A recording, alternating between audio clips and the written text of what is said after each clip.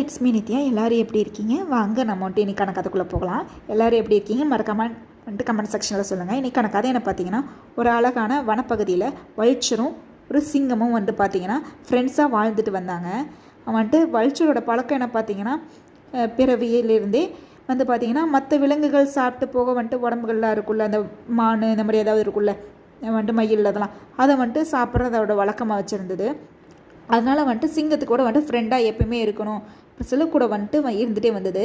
இந்த சிங்கமும் வந்துட்டு பார்த்திங்கன்னா அதுக்கு என்ன உணவு கிடைச்சாலும் அந்த வல்ச்சரோட ஷேர் பண்ணி சாப்பிட்டு வந்துட்டு இருந்தாங்க. அப்போ டக்குன்னு ஒரு நாள் பார்த்திங்கன்னா ஒரு மானை வேட்டையாடி போகும்போது சிங்கத்தோட உடம்புல ரொம்ப காயமாயிடுச்சு. அதனால் சுத்தமாக முடியல. அதனால் வந்துட்டு கொஞ்சம் ரெஸ்ட் எடுக்கலாம் அப்படின்ற மாதிரி வந்துட்டு கொஞ்சம் நேரம் வந்துட்டு அப்பப்போ படுக்கிறதா வந்துட்டு எப்பயுமே முழு வேலையை வச்சுட்டு இருந்தாங்க.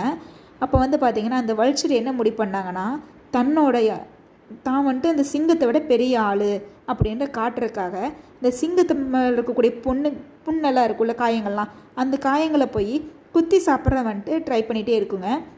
இந்த சிங்கமும் வந்துட்டு பார்த்திங்கன்னா பெருசாக எதுவுமே தடுக்கவே இல்லை. என்னால் முடிஞ்சதை பண்ணு அப்படின்னு சொல்லிட்டு, ஏன்னா வந்துட்டு என்ன இது வந்துட்டு இதெல்லாம் ஒன்றும் வந்துட்டு பெருசாக எதுவுமே பண்ண முடியாது அப்படின்னு சொல்லி நம்பிச்சு இந்த சிங்கமும். அப்புறம் வந்து பார்த்திங்கன்னா ஃபுல்லாக ரெக்கவர் ஆச்சு.